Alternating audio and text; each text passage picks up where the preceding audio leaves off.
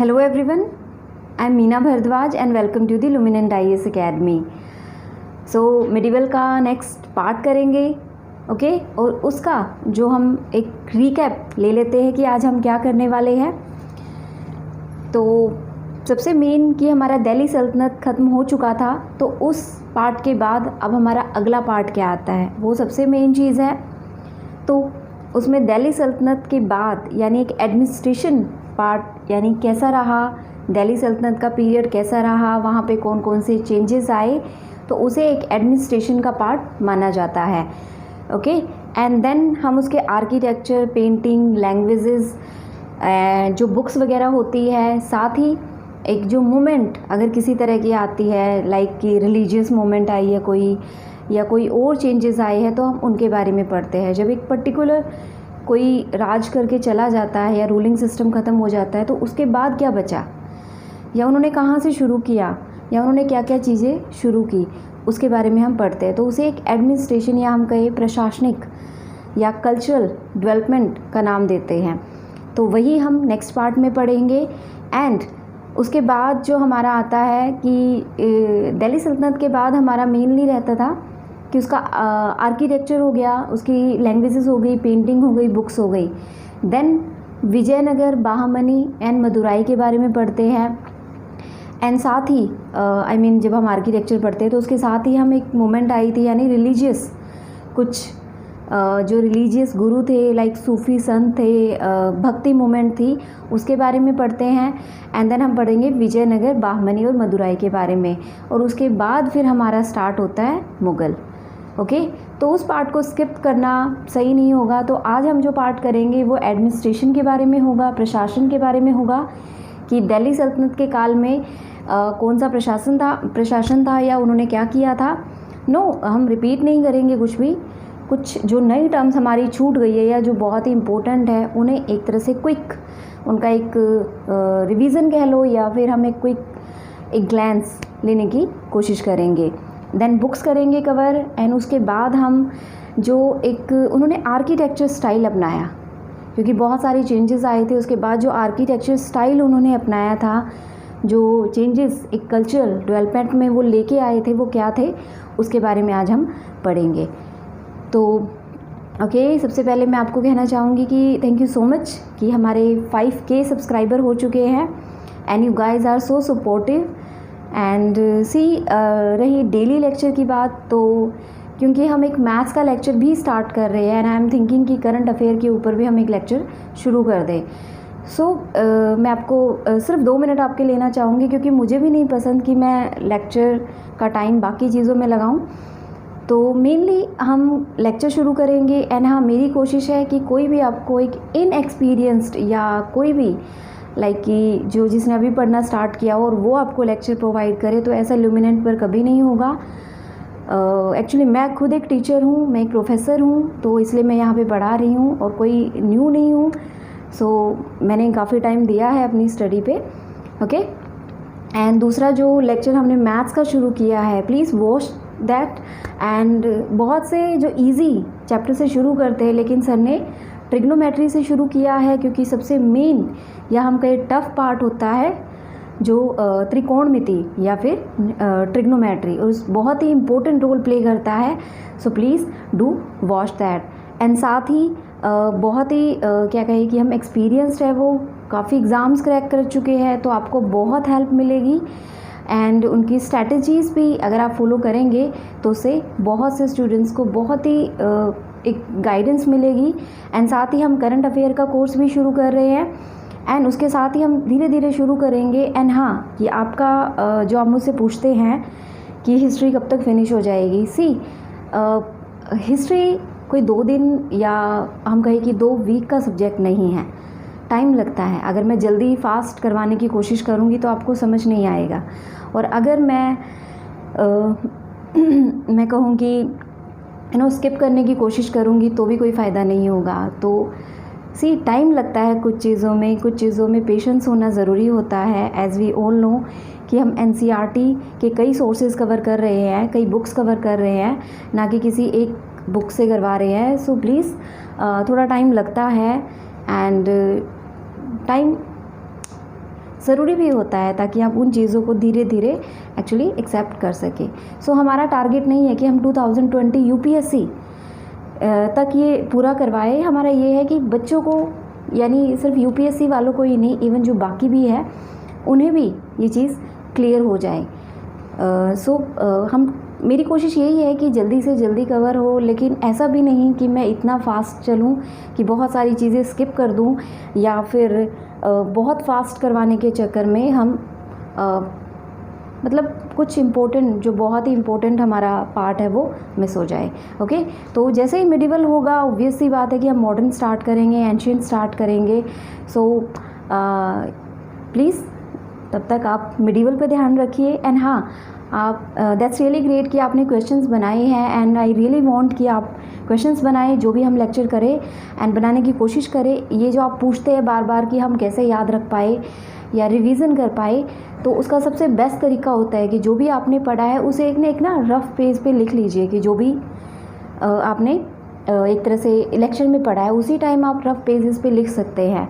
And दूसरी चीज़ कि उसी को रिवीजन करने के लिए आप उनमें से क्वेश्चंस बना सकते हैं, तो वो डबल रिवीजन हो जाएगा और उससे आपको काफ़ी हेल्प मिलेगी। I think it's okay. And हाँ, I am not related to Tina Dabi, she is so brilliant and she achieved so many in her 22 age. तो रियली काफ़ी प्राउड की बात होगी अगर मैं उनसे किसी भी तरह से रिलेट कर पाऊँगी, लेकिन I am not sister of Tina Dabi. Okay, so start करते हैं। सो एडमिनिस्ट्रेशन का पार्ट शुरू करने से पहले पहले मैं आपको बता देती हूँ कि दिल्ली सल्तनत में हमने जो पढ़ा था, पिछला पार्ट हमारा दिल्ली सल्तनत का था, जिसमें हमने 4 वीडियोस बनाई हैं। So please cover that and revise that, and then हमारा नेक्स्ट पार्ट आता है, ताकि आपको थोड़ा इजी रहे अगला पार्ट समझने के लिए। तो यहाँ पे हम जो नेक्स्ट पार्ट शुरू करेंगे उसमें यही जो मेंस वाले बच्चे हैं, यूपीएससी मेंस के जो बच्चे हैं, उन्हें किस टाइप से लिखना है, उसका सिर्फ एक मेन चीज़ होती है कि आपको जो एडमिनिस्ट्रेशन पार्ट है, या हम कहें कि दिल्ली सल्तनत के टाइम पे जो चेंजेस आए, लाइक कुतुबुद्दीन ऐबक से लेके लास्ट यानी लोधी तक जो उन्होंने सिस्टम स्टार्ट किए, या जो चेंजेस लेके आए, वो चाहे किसी भी तरह के हो सकते हैं। जैसे लाइक कि कुतुबुद्दीन ऐबक एक स्लेव था, उसके बाद उसने कुतुब मीनार बनाने की कोशिश की, यानी उसकी नींव रखी, स्लेव डायनेस्टी की नींव रखी।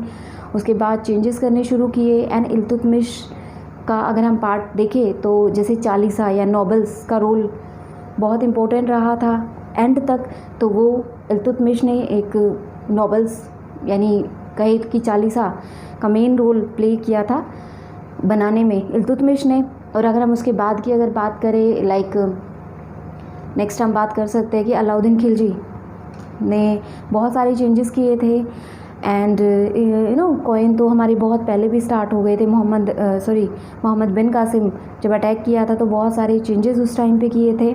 देन हम बात करते हैं कि खिलजी या अलाउद्दीन खिलजी की अगर हम बात करें तो दाग, हुलिया या मार्केट सिस्टम चलाने की कोशिश की थी, चलाया था, तो वहाँ पे एक चेंज निकल के आता है। उसके बाद अगर हम मोहम्मद बिन तुगलक की बात करें तो बहुत सारे चेंजेस आए थे कॉइन से लेके। अगर हम बात करें टैक्सेशन की बात करें, या हम उसके अलावा बहुत सारी चीज़ें हैं, लाइक अपनी एक एडमिनिस्ट्रेशन को स्ट्रॉन्ग बनाने के लिए रिफ़ॉर्म भी किए थे, एग्रीकल्चर रिफ़ॉर्म किए थे। उसके बाद नेक्स्ट अगर हम बात करें जिस लाइक कि उसने जो एग्रीकल्चर रिफ़ॉर्म किया था उसमें दीवाने को ही बनाया था। उसके बाद नेक्स्ट अगर हम बात करें फ़िरोज़ तुगलक की, तो बहुत सारे सिस्टम चलाने की कोशिश की थी, लाइक कंस्ट्रक्शन करवाई थी, वेल्स बनवाए थे। एंड नेक्स्ट अगर हम इसके बाद की अगर हम नेक्स्ट बात करें फ़िरोज़ तुगलक की अगर हम बात करें तो उसने दीवाने खैरात या कहीं पेंशन सिस्टम के लिए एंड एक हेड बनाने शुरू कर दिए थे। खैर वो अलाउद्दीन खिलजी के टाइम से ही हो चुके थे। उसके बाद नेक्स्ट अगर हम बात करें तो मंगोलियन आने के बाद फिर से एक चेंज देखा गया था। एंड देन नेक्स्ट जो पार्ट था लोधीज़ के में हमारा जो आर्किटेक्चर सिस्टम था वो काफ़ी चेंज हो चुका था। एंड मुगल्स की एक तरह से उनके आने का या एक बहुत बड़ा चेंज जो यहाँ पे हुआ था उसमें लोधीज़ ने बहुत ही इम्पोर्टेंट रोल प्ले किया था। ओके, तो यहाँ तक हम मतलब उन्होंने जो जो सिस्टम चलाए हैं उसके बारे में हम एक कल्चर डेवलपमेंट या कहे कि एक एडमिनिस्ट्रेशन का पार्ट उसे मानते हैं और हम उसे एक्सप्लेन करते हैं। अगर हम मेंस की बात करें, फैक्ट और फिगर या बाकी एग्ज़ाम्स या प्रीलिम्स की बात करें, ओके, तो जो कुछ मेन टर्म्स होती है हमारी वो मेनली पूछी जाती है। सो आई ट्राइड कि हम वो यहाँ पे पढ़ सके। तो नेक्स्ट जो हम करेंगे वो दीवाने विजारत है, एडमिनिस्ट्रेशन का पार्ट है, प्रशासन का पार्ट है। और सबसे पहले अगर हम टर्म की बात करें तो दीवाने विजारत, इसमें क्या था, वज़ीर यानी जो इसका हेड था वो वज़ीर होता था। इसका जो डिपार्टमेंट होता था उस डिपार्टमेंट को डिपार्टमेंट ऑफ फाइनेंस कहा जाता था। यहाँ पे मैं साथ साथ हिंदी बताऊँगी, तो जो इंग्लिश वाले स्टूडेंट है वो इंग्लिश में लिख सकते हैं, सामने हैं, और हिंदी का जो मैं बोलूँगी वो आप साथ साथ लिख सकते हैं। ओके, तो दीवाने विजारत यानी वज़ीर उसका हेड होता था और वो डिपार्टमेंट ऑफ फाइनेंस यानी आर्थिक का जो डिपार्टमेंट होता था उसी को एक इस्लामिक टर्म में दीवाने विजारत कहा जाता था। नेक्स्ट अगर हम बात करें दीवाने अरीज़, सी फर्स्ट दीवाने विजारत, वज़ीर and department of finance. Second बात करें तो दीवान ए अरीज़ यानी अरीज़ ए मुमालिक। ओके, तो दीवाने अरीज़ और उसका जो हेड होता था उसे अरीज़ ए मुमालिक कहा जाता था। नेक्स्ट अगर इसी डिपार्टमेंट की बात करें तो ये मिलिट्री डिपार्टमेंट होता था। ये बहुत ही इंपॉर्टेंट टर्म्स है जो आपकी डायरेक्ट एग्ज़ाम में पूछी जाती है। नेक्स्ट अगर बात करें तो दीवाने इंशा, दाबिर ए मुमालिक यानी इसका जो हेड होता था उसे दाबिर ए मुमालिक कहा जाता था। डिपार्टमेंट ऑफ कॉरेस्पॉन्डेंस से ये रिलेटेड था। सी बहुत लिखा है, मे बी आपको थोड़ा सा उतना क्लियर ना हो, बट फिर कवर नहीं हो पाना था। तो नेक्स्ट जो दीवाने इंशा से आप याद रखना दाबिर ए मुमालिक यानी अरीज़ ए मुमालिक, अरीज़ के डिपार्टमेंट यानी मिलिट्री डिपार्टमेंट। और अगर इंशा की बात करें तो दाबिर ए मुमालिक इसका हेड होता था।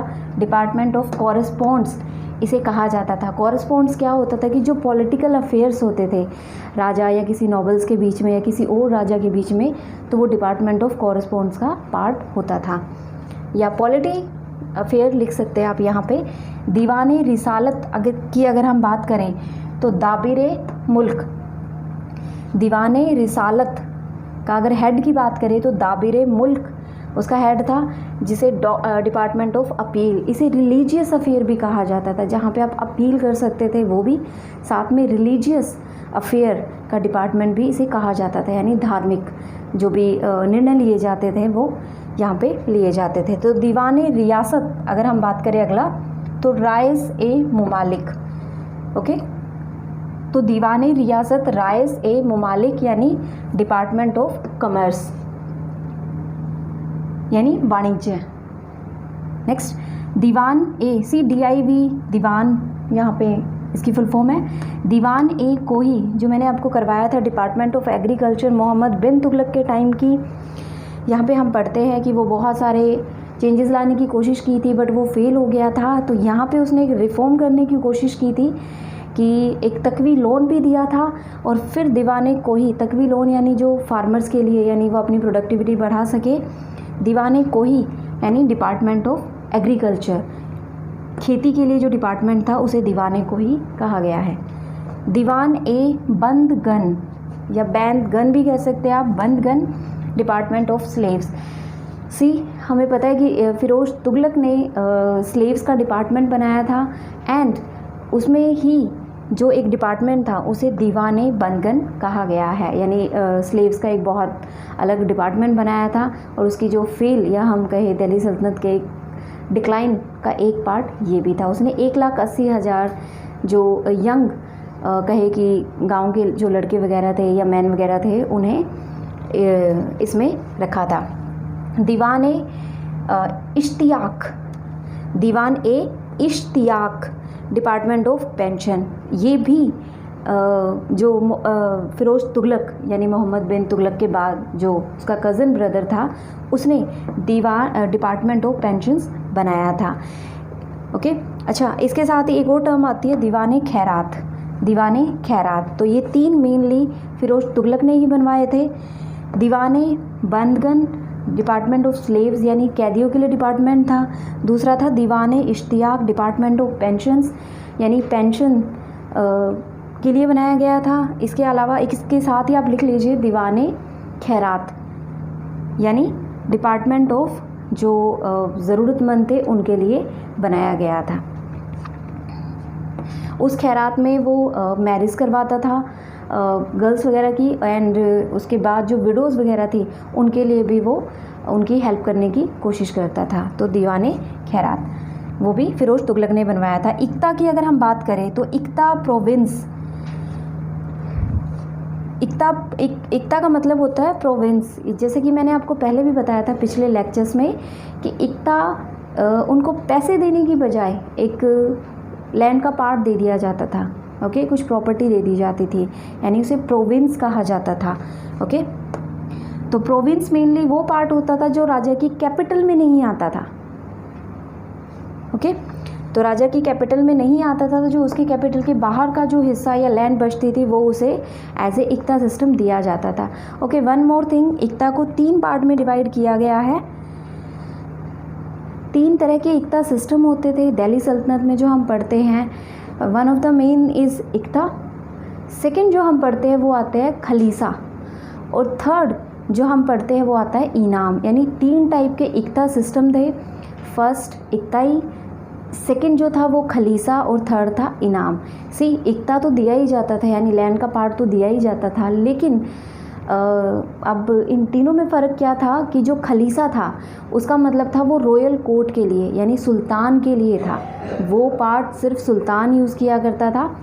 एंड नेक्स्ट की अगर हम बात करें जो इनाम वाला था या इक्ता इनाम जो सिस्टम था, उसमें जो रिलीजियस अफेयर होते थे उनके लिए वो लैंड दी जाती थी, या रिलीजियस जो हेड होते थे उनको दिया जाता था, तो उस सिस्टम को इनाम इक्ता सिस्टम कहा जाता था। आई थिंक ये क्लियर हो गया आपको। शिक डिस्ट्रिक्ट, अब उस प्रोविंस को डिस्ट्रिक्ट में डिवाइड किया जाता था। ओके, प्रोविंस यानी इक्ता का जो हेड होता था उसे मुक्ति या वाली कहा जाता था। ये जो टर्म है बहुत इंपॉर्टेंट है, नेक्स्ट वाली मुक्ति वाली। शिक डिस्ट्रिक्ट, अब उस प्रोविंस को डिस्ट्रिक्ट में डिवाइड किया जाता था, फिर उस डिस्ट्रिक्ट को तालुका में डिवाइड किया जाता था, एंड उस तालुका में क्या होता था, एक कंप्राइजिंग या हम कहें कि एक ग्रुप ऑफ विलेजेस होता था, तो उसे तालुका कहा जाता था। तो इक्ता माने प्रोविंस जिसका हेड होता था मुक्ति या वाली। दूसरा शिक यानी प्रोविंस को जब डिस्ट्रिक्ट में डिवाइड कर दिया तो वो बन गया शिक डिस्ट्रिक्ट यानी हेड, और उसका हेड जो होता था वो होता था शिकदार। नेक्स्ट अगर हम बात करें प्रागण, यानी जो डिस्ट्रिक्ट हो गया उसे तालुका में डिवाइड कर दिया, यानी ग्रुप ऑफ विलेजेस में डिवाइड कर दिया, तो उसे कहा गया प्रागण या प्रागना, एंड उसका जो हेड होता था वो चौधरी या अमिल। ऐसे क्वेश्चंस पूछे गए हैं आराम से, सो आपको ये याद होने बहुत ज़रूरी है। हेड यानी चौधरी या अमिल, उसका जो हेड होता था उसे चौधरी या अमिल कहा जाता था, अमिल। ग्राम विलेज, एक गांव को ग्राम कहा जाता था, उसका जो हेड होता था, ये क्वेश्चन पूछा गया है यूपीएससी में भी, मुकद्दम एंड खुद। तो ग्राम यानी विलेज हेड उसका जो होता था वो मुकद्दम एंड खुद उसे कहा जाता था। तो यहाँ तक ये इंपॉर्टेंट टर्म थी, आई थिंक आपको क्लियर हो गई होगी। नेक्स्ट जो हम पार्ट करेंगे वो करेंगे बुक्स एंड उसके ऑथर्स के बारे में।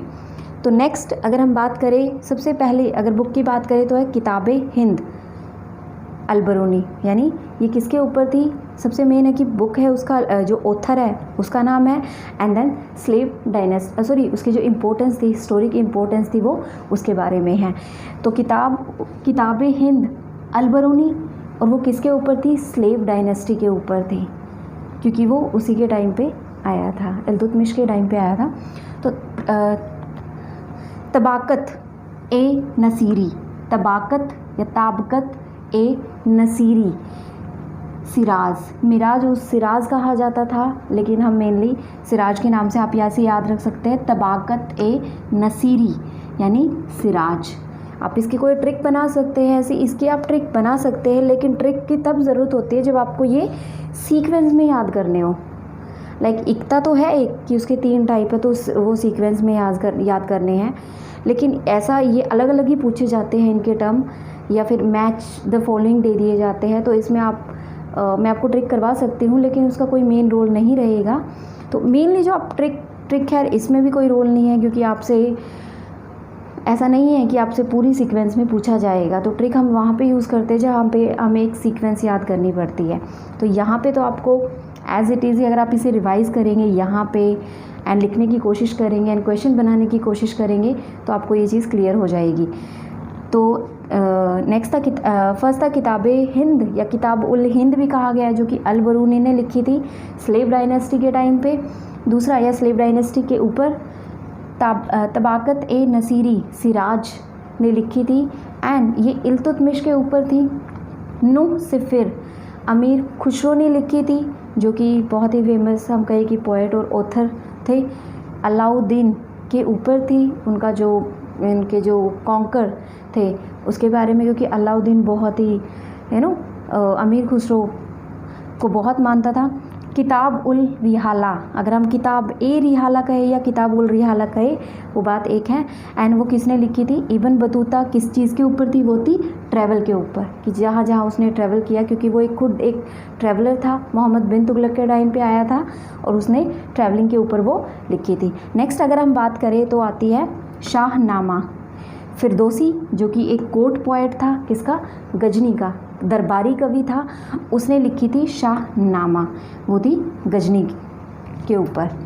चचनामा सी हमने पढ़ी थी जब सिंध डायनेस्टी पे जब अटैक किया था, तो हम एक ब्राह्मण डायनेस्टी के ऊपर एक हमने बुक का जिक्र किया था, तो वो यही है चचनामा, जो कि किसने लिखी थी? अबू बकर ने। सिंध के ऊपर थी ये, यानी सिंध के बारे में जब इन्वेजन वगैरह हुआ था वहाँ पे, तो उसके बारे में थी। एंड ब्राह्मण डायनेस्टी के ऊपर थी ये। पृथ्वीराज रासो चंद्र बरदाई ने ये लिखी थी, पृथ्वीराज के ऊपर थी। ओके, उनकी जो भी युद्ध हुए या उनकी गौर गाथा थी उनके ऊपर लिखा था। राज तरंगिनी कल्हाना, जो कि कश्मीर के प्राइम मिनिस्टर के ऊपर थी। राज तरंगिनी इम्पोर्टेंट है। कल्हाना कश्मीरी जो पीएम थे, प्राइम मिनिस्टर थे, उनके ऊपर थे। नेक्स्ट अगर हम बात करें तो राग दर्पण यानी फ़कीरुल्लाह। सी यहाँ पे नाम में थोड़ा चेंजेस हो सकता है, लेकिन मेनली जो मुझे मिला है वो यही है कि राग दर्पण जो थी वो फ़कीरुल्लाह ने लिखी थी एंड एक क्लासिकल म्यूज़िक वर्क था जिसे पर्शियन में कन्वर्ट कर दिया गया था बाय फ़िरोज़ तुगलक। फ़िरोज़ तुगलक, अच्छा फ़िरोज़ तुगलक का हमने पढ़ा है कि उसी के टाइम पे चेंजेस आया था, क्या कि उसने ट्रांसलेट करना शुरू कर दिया था जो हमारा बुक्स थी, या हम कहे जो ज्वालामुखी टेम्पल से जो मैन्यूस्क्रिप्ट थी उसे ट्रांसलेट किया था, या हम कहीं पर्शियन में ट्रांसलेट करना शुरू कर दिया था। तो ये एक बुक थी राग दर्पण, जिसे पर्शियन में ट्रांसलेट किया गया था। हमारी 1300 ज्वालामुखी टेम्पल की मैन्यूस्क्रिप्ट के अलावा एक ये भी बुक थी जिसे फ़िरोज़ तुगलक ने ट्रांसलेट किया था। ओके, तो इसी के साथ ही अगर हम देखें तो हम एक पर्शियन कल्चर या कहे कि तुर्किश हम यहाँ पे देख सकते हैं, काफ़ी चेंजेस आए थे उनका कल्चर उनका। तो जैसे ही वो आए थे तो वो अपने साथ गवर्नमेंट कैसे बनती है, उसके साथ ही उनका आर्किटेक्चर, उनका म्यूज़िक, उनका लिटरेचर, उनके साइंटिफिक या हम कहें कि उनकी टेक्नोलॉजी का उस टाइम पे हमें पता चलता है वो भी भारत में आया था। तो एक सेंट्रल एशिया या हम कहें कि वेस्ट एशिया का पार्ट, या हम जितने चेंजेस देखते हैं इसके बाद वो सारे उसी का पार्ट है, यानी उस कल्चर का पार्ट थे। तो यहाँ तक ये मेन जो एक कुछ फैक्ट थे वो मैंने आपको करवाए हैं। अगर नेक्स्ट पार्ट की मैं अगर बात करूँ, नेक्स्ट पार्ट जो अगर हम करेंगे अभी वो होगा कि जो एक कल्चरल डेवलपमेंट हुआ था उसके बारे में पढ़ते हैं, यानी कि किसके टाइम पे क्या आर्किटेक्चर या किस टाइप का आर्किटेक्चर था। वो एक इम्पोर्टेंट क्वेश्चन होता है हर एग्ज़ाम के लिए, तो वो कवर करते हैं यहाँ पे। आई होप कि आपको ये चीज़ें कवर हो गई होंगी and please just try to note down at least some बेशक शॉर्टली लिखने की कोशिश किया करो या कीवर्ड्स में लिखने की कोशिश किया करो, बट ज़रूर लिखा करो, जिससे कि आपको रिवाइज़ करने में या बाद में क्वेश्चन बनाने में काफ़ी इजी रहेगा।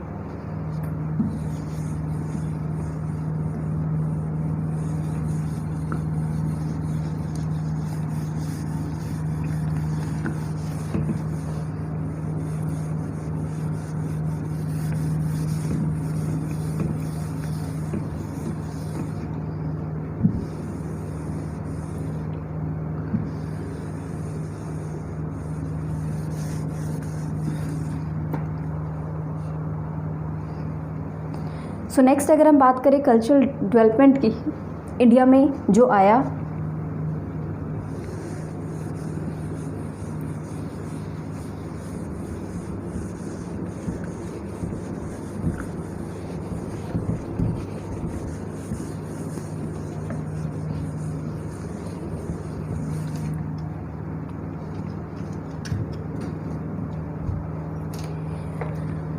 एक 13 से लेके 15 सेंचुरी में एक चेंज देखा गया था, यानी कल्चरल डेवलपमेंट एक उभर कर आया था दिल्ली सल्तनत के टाइम से लेके जब तक एंड हुआ था, यानी मुगल्स के आने से पहले। इवन मुगल्स पे भी उसका काफ़ी असर रहा था। तो वो जो था 13 से लेके मेनली 15 सेंचुरी तक था, और उसमें जैसा कि मैंने आपको बताया उनका आर्किटेक्चर, उनका लिटरेचर, उनका हम कहें कि पेंटिंग स्टाइल या उनकी लैंग्वेज, उसके अलावा अगर हम बात करें तो उनका साइंटिफिक वे से जो उन्होंने यूज़ किया था उस टाइम के क्राफ्ट्समैन को, या उस टाइम के क्राफ्टमैन क्या बना सकते थे, उस चीज़ को बखूबी उन्होंने अपने आर्ट एंड कल्चर में या हम कहें कल्चर डेवलपमेंट में एक तरह से झलकाया था। तो नेक्स्ट अगर हम बात करें यहाँ पे कल्चरल डेवलपमेंट,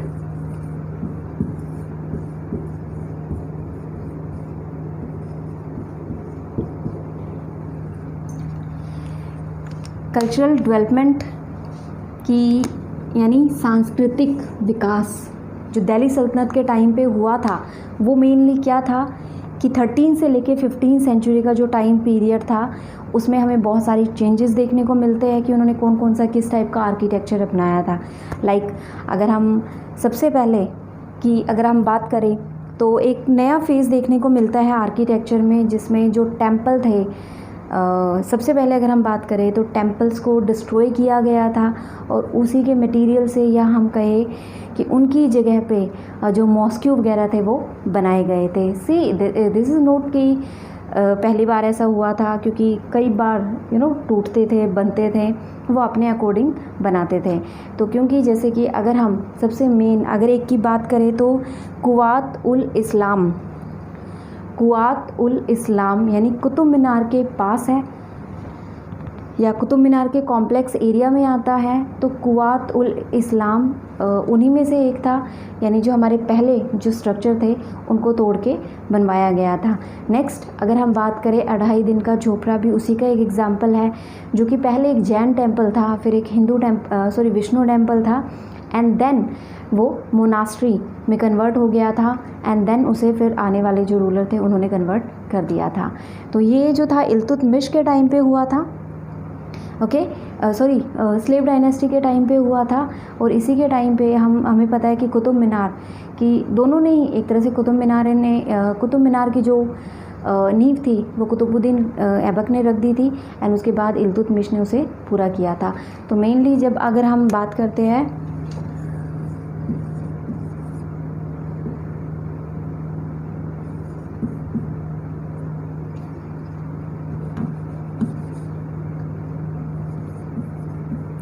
कुआत उल इस्लाम, तो ये किसने बनवाया था? ये स्लेव डायनेस्टी के टाइम पे बना था। अगर आपसे पूछा जाए कि किन स्ट्रक्चर को तुड़वा के क्या बना था, तब हम कुआत उल इस्लाम का नाम लेते हैं। साथ ही अगर हम बात करें नेक्स्ट 2.5 दिन का झोपड़ा,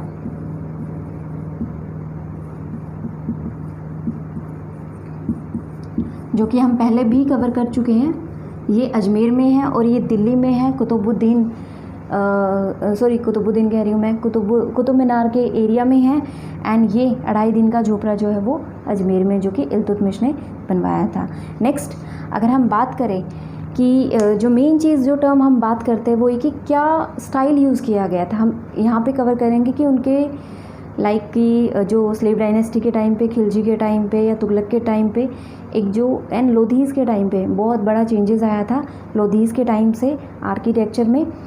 तो यहाँ पे जो सबसे पहले अगर हम देखें कि एक स्टाइल की बात करते हैं, जिसमें जो इस टाइम पे जो यूज़ हुआ था वो था आर्क स्टाइल, एंड हमें पता है कि डोम स्टाइल या हम कहीं इस्लामिक टर्म आ चुकी थी, और उनके जो मेन आर्किटेक्चर होते थे वो पर्शियन बेस्ड होते थे, जिसमें डोम उनका सबसे मेन होता था। हमारे जो हिंदू रिलीजन के अकॉर्डिंग या हम हिंदू आर्किटेक्चर की बात करें तो उसमें हमारे पिलर्स होते थे, उसमें गर्भगृह बनाए जाते थे, कर्व्ड आर्क बनाई जाती थी। Okay, so you can write कि हिंदू टेम्पल्स में पिलर्स होते थे, गर्भगृह होते थे, आर्क होती थी कर्व्ड। ओके, जैसे कि आप टेम्पल्स में देखते हैं ऊपर तो कर्व्ड आर्क होती थी। एंड जो इस्लामिक की अगर हम बात करें या पर्शियन स्टाइल की अगर हम बात करें, तुर्किश स्टाइल की अगर हम बात करें तो उनमें डोम होते थे, जिनमें सी आप देखते हैं कि बहुत सारे आप आराम से देख सकते हैं कि जस्ट लाइक मकबरों में भी, यानी जो टॉम वगैरह होते हैं उसमें भी एक गुम्बद टाइप होता है, गोल टाइप होता है एंड उसे डोम कहा जाता है। तो उनमें पिलर्स की ज़रूरत नहीं होती थी, एक अच्छा खासा व्यू वो ऊपर तक देख सकते थे, उनकी हाइट काफ़ी हो जाती थी तो अंदर बिल्डिंग बनाने में उन्हें काफ़ी ईजी रहता था, तो वो वहाँ पे बनाया जाता था। नेक्स्ट अगर हम इसकी बात करें तो इनमें से जो ये डिमोलिश करके, यानी टेम्पल्स डिमोलिश करके जो बनाते थे, यानी हमारे जो टेम्पल्स थे उसमें गर्भगृह होता था, डाइटी यानी हमारा जो ईष्ट देव जो होते थे उनके सामने ही बिल्कुल एक गर्भगृह बनाया जाता था और वो हमारा मतलब मेन होता था, लेकिन उसको तोड़ के यानी उसे डिमोलिश कर दिया गया था। ओके, सो अगर हम अगले स्टाइल की बात करें कि मेन ये जो हमने पढ़ा कि डिमोलिश के बाद उन्होंने क्या बनाया था स्टार्टिंग में, तो ये वो टर्म थी। नेक्स्ट अगर हम बात करें स्टाइल, हमने हिंदू स्टाइल की बात की कि हम कैसा स्टाइल यूज़ करते थे। नेक्स्ट या डिज़ाइन भी, यस हमारा जो डिज़ाइन होता था हम एनिमल्स वगैरह की फिगर वगैरह यूज़ कर लेते थे, हमें कोई प्रॉब्लम नहीं थी, एक तरह से हम उसे अपना पार्ट माना करते थे कल्चर का। लेकिन अगर हम इस्लामिक की बात करें या दिल्ली सल्तनत के टाइम पीरियड की बात करें या पर्शियन स्टाइल की बात करें तो वो जो एनिमल्स की फ़िगर थी उसे नॉन इस्लामिक या अन इस्लामिक मानते थे, तो वो यूज़ नहीं करते थे। उसकी बजाय वो जो फ्लावर्स के डिज़ाइन हो गए, डिज़ाइन सी डेकोरेशन वो भी काफ़ी करते थे वॉल्स वगैरह पे। तो अगर हम एक डिफरेंस क्रिएट करें यहाँ पे, अगर हम हिंदू टाइम पीरियड की बात करें या हम अपने रिलीजन की बात करें या हम हिंदू स्टाइल की बात करें या हिंदू टेम्पल स्टाइल की बात करें, तो उनमें क्या होता था, कार्व्ड आर्क्स होती थी। ओके, यानी एक तरह से आपकी टेम्पल का मैं यहाँ पे एग्जांपल देना चाहूँगी। नेक्स्ट अगर मैं आपसे बात करूँ, अगर मैं नेक्स्ट की बात करूँ तो यहाँ पे पिलर्स, जैसे कि जब हमने साउथ और नॉर्थ का हमने नगर और द्रविड़ के बारे में, टेम्पल्स के बारे में किया था, तब भी हमने ये चीज़ कवर की थी। तो यहाँ पे कर्व्ड आर्केस, पिलर्स और जो नेक्स्ट था गर्भगृह, यानी जो मेन ईष्ट देव होता था उसके सामने गर्भगृह बनाया जाता था, अंदर ही। एंड नेक्स्ट मेनली ये होता था। लेकिन जब अगर हम इस्लामिक की बात करें, इस्लामिक स्टाइल की बात करें, अच्छा यहाँ पे हम क्या कर लेते थे, हमारी जो वॉल्स वगैरह थी उन पे हम एनिमल्स फिगर बना लेते थे। लेकिन यहाँ पे क्या होता था, वो इस चीज़ को बिल्कुल बैन करते थे कि यहाँ पे एनिमल फिगर नहीं बनाई जाएगी। तो उसके साथ ही एक तो यहाँ पे क्या होता था, डोम स्टाइल होता था, डोम गोल गुम्बद टाइप। देन नो पिलर्स, क्योंकि वो बिना पिलर्स के ही बनाए जाते थे ताकि वो स्पेस ज़्यादा ना घेरे। एंड गर्भगृह नहीं होते थे उनमें। एंड नेक्स्ट अगर हम बात करें एनिमल फिगर्स की जगह वो यूज़ करते थे फ्लावर्स। सी पिलर्स यहाँ पे स्तंभ, सो डोंट बी कंफ्यूज, स्तंभ की बात कर रहे हैं। गर्भगृह से हिंदी में गर्भगृह ही लिखेंगे। एंड यहाँ पे एनिमल फिगर यूज़ कर लेते थे, लेकिन यहाँ पे फ्लावर्स के डिज़ाइन होते थे, फ्लोरल डिज़ाइन होते थे। एंड साथ ही छंद होते थे, यानी जो कुरान के छंद होते थे, लाइक जिसे हम वर्सेस ऑफ कुरान कहते हैं, या इंस्क्रिप्शन, जो कुरान के शब्द छंद या दोहे वगैरह होते थे वो दीवार पे लिखे जाते थे। तो मेनली यही होता था कि वर्सेस ऑफ कुरान, या हम कहें कुरान के छंद या दोहे, वर्सेस मीन छंद या दोहे या इंस्क्रिप्शन वहाँ पे लिखे जाते थे। ओके, सो मेनली जो डिफरेंस था दोनों में, वो सबसे मेन था वो यही था। ये तो सब में ही यूज़ हुआ है, ये मेन चीज़ सब में यूज़ हुआ है, लेकिन हाँ अब चेंजेस आ जाते हैं कहीं पे कि उन्होंने कहीं कोई चीज़ बढ़ा दी, कहीं कोई चीज़ कम कर दी। लाइक आर्क, अगर हम बात करते हैं बीम वगैरह की बात करते हैं, साथ ही हम लेंटर्स की जो बात करते हैं वो उस टाइम पे बहुत ज़्यादा यूज़ हुए थे। तो नेक्स्ट हम करते हैं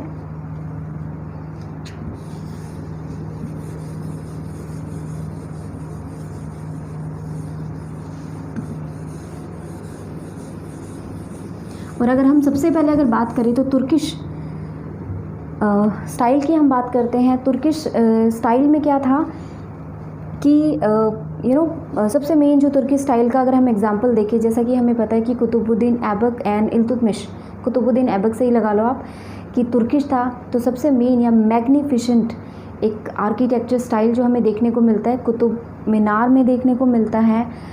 एंड यू कैन सी कि काफ़ी कुछ है उसमें, एंड उसमें जो रेड सैंडस्टोन यूज़ किया गया है, मार्बल यूज़ किया गया है, साथ ही उसमें अगर हम बात करें काफ़ी उसके स्क्वायर, एक भी स्क्वायर पार्ट ऐसा नहीं है जहाँ पे एक उन्होंने डेकोरेट या उसे कहे कि उन्होंने कुछ करने की कोशिश नहीं की, उसे डिज़ाइन करने की या डेकोरेट करने की कोशिश नहीं की है।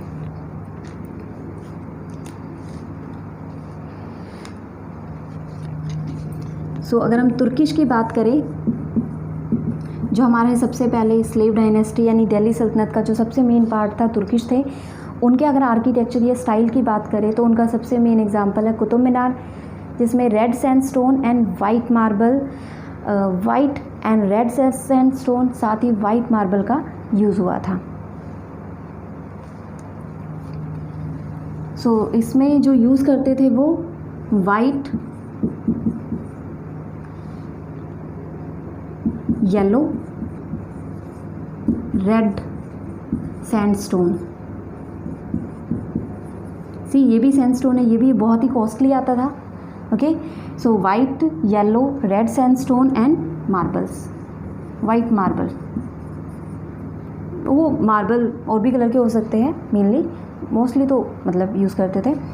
ओके, तो जो तुर्किश स्टाइल में अगर हम बात करें तो वो white, yellow, red sandstone and marbles use किया करते थे। कुतुब मीनार एक बहुत ही अच्छा एग्जांपल है इस चीज़ का, जिसमें इसकी तो बात नहीं आती है, लेकिन white, red sandstone and marbles उसमें यूज़ किया गया है। नेक्स्ट अगर हम बात करें, इसमें इंडिजीनियस क्राफ्ट्समैन यूज़ किए गए थे, एंड तुर्किश जो थे उन्होंने खुद की बिल्डिंग बनानी शुरू कर दी थी। एक तरह से इंडिजीनियस क्राफ्ट्समैन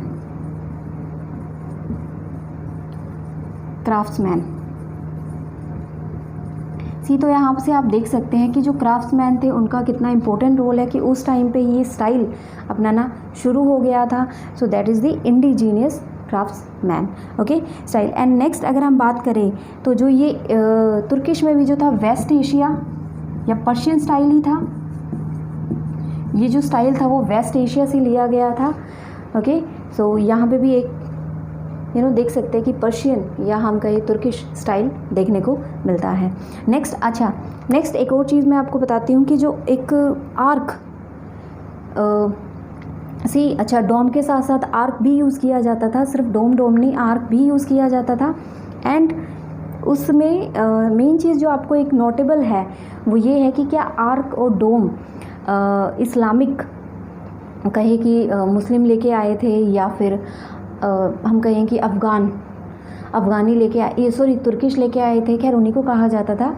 ओके, तो वो लेके आए थे या कोई और लेके आए थे, या क्या मतलब उन्हीं का मेन बनाया हुआ था? नहीं, एक्चुअली ये अरब ने बोरो किया था रोमन एम्पायर से। ओके, तो रोमन एम्पायर का एक एक एम्पायर था बाइजेंटाइन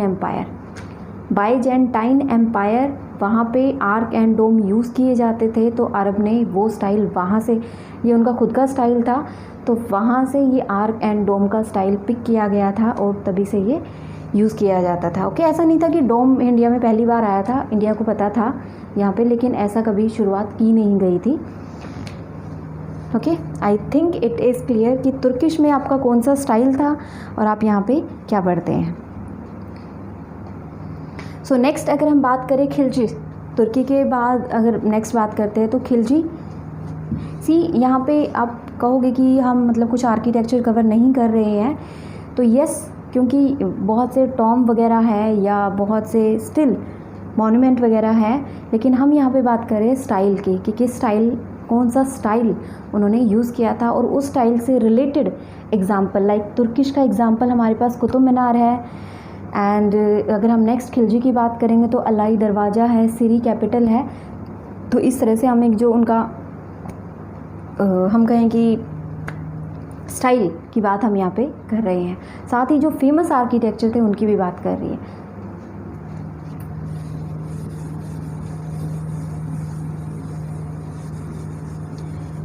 नेक्स्ट अगर हम बात करें खिलजी, सी, तो खिलजी के टाइम की अगर हम बात करें तो यहाँ पे वाइट मार्बल यस यूज़ किया गया था। साथ ही अगर हम बात करें तो इंडो इस्लामिक, जो खिलजी के टर्म पे यूज़ होता है इंडो इस्लामिक, सी पहले भी देखने को मिला है पर मेनली यहाँ पे देखने को मिलता है खिलजी के टाइम पे, मेनली अलाउद्दीन खिलजी के टाइम पे इंडो इस्लामिक देखने को मिलता है, एक आर्किटेक्चर, एक स्टाइल। एंड इसका सबसे मेन एग्जांपल हम देख सकते हैं अलाई दरवाज़ा। सी बहुत सारी बिल्डिंग्स बनवाई है अलाउद्दीन खिलजी ने। और अगर हम नेक्स्ट की बात करें तो सबसे मेन की अगर हम बात करें तो वो है जैसे कि कैपिटल बनवाई थी सिरी में, और वो कुछ किलोमीटर दूर थी कुतुब मीनार से। एक्चुअली अलाउद्दीन चाहता था कि वो 4 गेट बनवाए एंड कुतुब मीनार से भी ऊंची एक बिल्डिंग बनवाए, लेकिन वो मतलब ज़िंदा नहीं रह सका था उसको पूरा करवाने तक। तो उसका ये भी था कि वो कुतुब मीनार के 4 गेट बनवाना चाहता था, लेकिन एक ही गेट बनवा पाया क्योंकि उसकी डेथ हो गई थी, अगले गेट बनवा ही नहीं पाया। तो जो मेन गेट था कुतुब मीनार का वो था अलाई दरवाज़ा, यानी जो खिलजी ने बनवाया था वो अलाई दरवाज़ा काफ़ी फेमस था क्योंकि उसमें साइंटिफिक लाइंस यूज़ की गई थी एंड वाइट मार्बल यूज़ किया गया था। सो एक बहुत ही मोस्ट इम्पोर्टेंट रोल वो प्ले करता है। और उस पर एक तरह से ज्योमेट्रिक फ्लोरल एग्जाम्पल की अगर हम बात करें तो अलाई दरवाज़ा, ये आपसे क्वेश्चन पूछा जाता है कि अलाई दरवाज़ा किसका एंट्रेंस गेट है, तो ये कुतुब मीनार का एंट्रेंस गेट है। एंड ये किसने बनवाया था, ये खिलजी ने बनवाया था। नेक्स्ट अगर हम बात करें तो ये इसमें क्या क्या लगा हुआ था, तो ये वाइट मार्बल से बना हुआ था। साथ ही नेक्स्ट इसमें जो मेन चीज़ थी वो ज्योमेट्रिक यानी ज्यामितीय फ्लोरल यानी फ्लावर्स के डिज़ाइन थे। ओके, एंड वाइट मार्बल के अलावा रेड सैंड स्टोन भी यूज़ किया गया। White marble, red sand stone, इसके साथ ही हम बात करते हैं कि ज्योमेट्रिकल यानी ज्यामितीय ज्योमेट्रिकल फ्लोरल डिज़ाइन या डेकोरेशन आप कह सकते हो, ये यहाँ पे बनाया गया था। ओके, आई थिंक आपको ये चीज़ क्लियर हो गई होगी। Okay, and correct scientific line यानी अकॉर्डिंग साइंटिफिक लाइंस के इसे बनाया गया था। तो मेनली यानी आप देख सकते हैं कि ये इंडियन क्राफ्ट्समैन ने बनाया था, यानी हम उस लेवल तक पहुंच चुके थे कि आप यहाँ पे साइंटिफिक एक्सपेरिमेंट करने शुरू कर दिए थे हमने। तो करेक्ट साइंटिफिक लाइंस बेस्ड था। ओके, सो ये खिलजी के टाइम का था, Indo Islamic, white marble, red sandstone, arches and domes again, so and एक Persian style and even Indian style भी। नेक्स्ट अच्छा, सिरी भी बनाई थी, एक सिरी कैपिटल भी बनाई थी, कुछ किलोमीटर थी, वो खिलजी ने ही बनाई थी।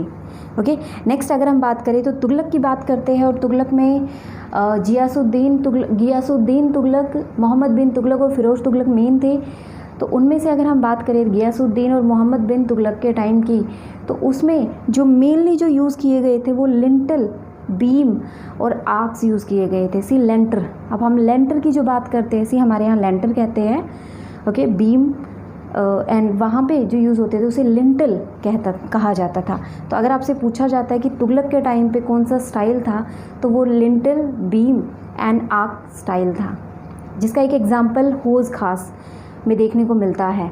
ओके, तो उसमें ये चीज़ें यूज़ की गई है। अच्छा, जो हौज़ खास था उसे उसका अगर मैं बात करूँ तो उसके अराउंड एक लेक भी बनाया गया था। ये जो हौज़ खास था ये एक प्लेजर रिजॉर्ट था, एक तरह से रिजॉर्ट बनाया गया था एंड उसके चारों तरफ एक लेक भी था। तो ये किसने बनवाया था? तुगलक डायनेस्टी ने बनवाया था, और इसमें एक अलग से एक आर्किटेक्चर या स्टाइल देखने को मिलता है।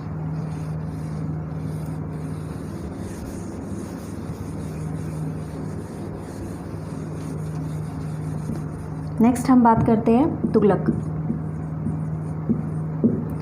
तो तुगलक स्टाइल में गियासुद्दीन, मोहम्मद बिन तुगलक एंड नेक्स्ट हम बात करते हैं फ़िरोज़ तुगलक। तो मेनली अच्छा, वहाँ पे रेड सैंडस्टोन यूज़ किया गया, इनसे पहले वाइट मार्बल यूज़ किया गया, yellow white red sandstone use किया गया।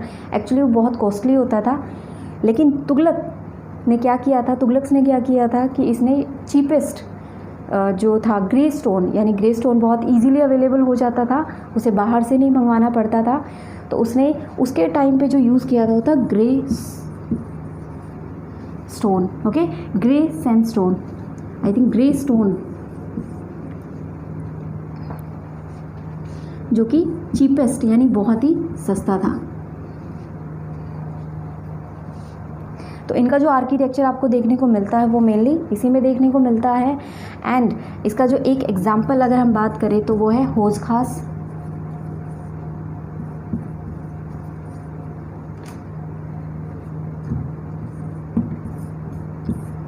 जो कि एक रिजॉर्ट था एंड उसके चारों तरफ एक लेक था एंड इसमें लिंटल, इनका जो मेन था लिंटल, यानी लेंटर को लिंटल बोलते थे, lintel,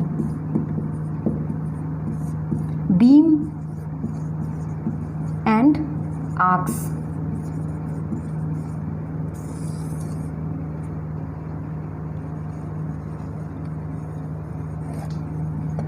lintel, beam and arcs use किए जाते थे एंड इसका एक एग्जांपल है हौज़ खास। ठीक है। अच्छा, एक और चीज़ थी स्लोपिंग वॉल्स, वो भी तुगलक के टाइम पे ही आई थी, यानी स्लोपी वॉल्स।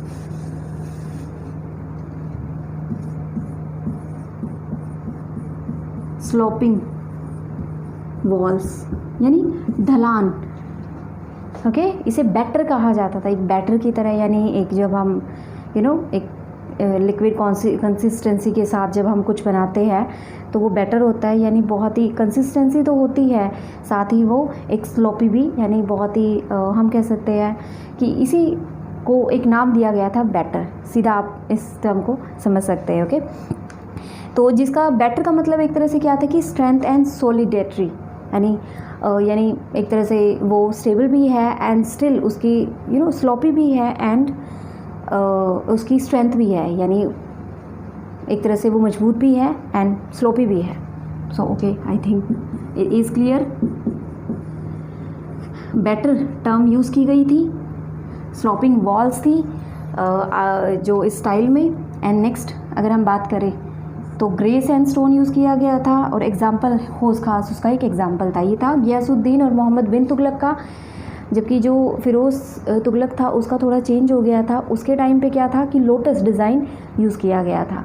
ओके, तो उसके जितने अगर आप देखते हो, अच्छा फ़िरोज़ शाह कोटला, ओके, तो उसका एक एग्जाम्पल है फ़िरोज़ तुगलक का, जिसमें जो उसका जो डिज़ाइन था या आर्किटेक्चर हम कहे तो वो लोटस, उसके डिज़ाइन में लोटस देखने को मिलता है। तो फ़िरोज़ तुगलक के टाइम पे आप लोटस ऐड कीजिए। फ़िरोज़ तुगलक,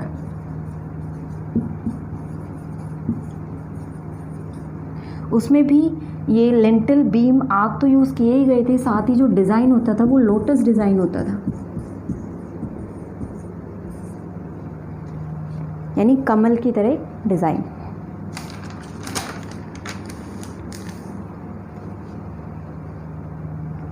ओके, नेक्स्ट जो हमारा लास्ट एंड बहुत ही इम्पोर्टेंट है, क्योंकि उसी के बाद मुग़ल ने वो स्टाइल अडॉप्ट किया था एंड उनका आर्किटेक्चर आता है, लेकिन हम वो मुग़ल के बाद पढ़ेंगे। लेकिन लोधीज़ के टाइम से एक बहुत ज़्यादा चेंजेस देखने को मिलता है। तो ये जो डिज़ाइन चल रहा था या ये जो स्टाइल चल रहा था उसको आगे बढ़ाया लोधीज़ ने, एंड एक अपना भी स्टाइल उन्होंने ऐड किया और चेंजेस लाने की कोशिश की।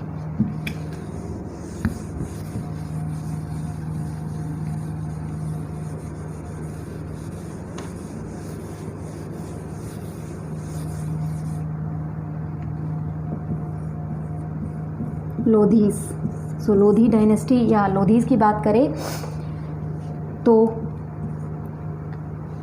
उनमें मेन इम्पोर्टेंट रोल तो था ही उनका एज ए पॉलिटिकल की उन्होंने मुगल्स को इनवाइट किया था। लेकिन मेन अगर आर्किटेक्चर की हम यहाँ पे बात कर रहे हैं तो वो यहाँ पे एक तो आर्क्स तो था ही, डोम्स भी थे। ओके, नेक्स्ट जो हम बात करते हैं वो lintel and beam, lintel beam, उसके साथ ही बालकनीज़। उन्होंने balconies, yes this is the important part, उन्होंने बालकनीज़ बनवानी शुरू की थी। साथ ही कियोस्क, कियोस्क किसे कहते हैं, आप राजस्थान या गुजरात में देखेंगे तो एक वॉल के में झांकी या हम कहें कि छोटी छोटी वो होल बनवा दिए जाते थे और उनको भी डिज़ाइन से बनवा दिया जाता था, तो उन्हें कियोस्क कहा जाता था, झांकी टाइप बोलते थे उन्हें। ओके, तो बीम, आर्क्स, डोम, लिंटल, बीम, बालकनीज़, कियोस्क। इसके अलावा अगर हम बात करें तो केव्स टाइप, केव्स स्टाइल, गुफा टाइप भी उन्हीं की में देखने को मिलता है, लोधी की में। आई होप कि आपको दिख रहा है ये arcs, okay, arc type, dome as we know it, lintel, beam, balconies, kiosk, caves. Okay, kiosk, KIOSKS, kiosk and caves. Caves माने गुफा टाइप, कियोस्क माने झांकी टाइप, या हम कहें कि सॉरी यहाँ पे लोधी, छोटी छोटी विंडो बना दी जाती थी वॉल में ही, बहुत छोटे छोटे होल बना दिए जाते थे, तो उसे कियोस्क कहा जाता था। नेक्स्ट, राजस्थानी और गुजराती स्टाइल अपनाया था इन्होंने, Rajasthani and Gujarati style.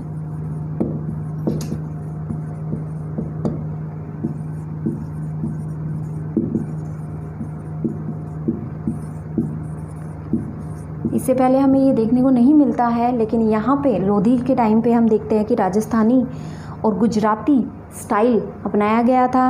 And इसके अलावा अगर हम बात करें तो इनका जो गार्ड या टॉम जो बनाने का जो तरीका होता था, जो टॉम ये बनाते थे या मकबरे जो बनाते थे, ये लोधी गार्डन के बीचों बीच बनाते थे। तो जैसे लोधी गार्डन हमारा एक एग्जांपल है दिल्ली में, लोधी गार्डन लोधी इसका एक एग्जांपल है, जो कि वहाँ पे टॉम्ब या हम कहीं मकबरे गार्डन के बीचों बीच बनाए जाते थे। ओके,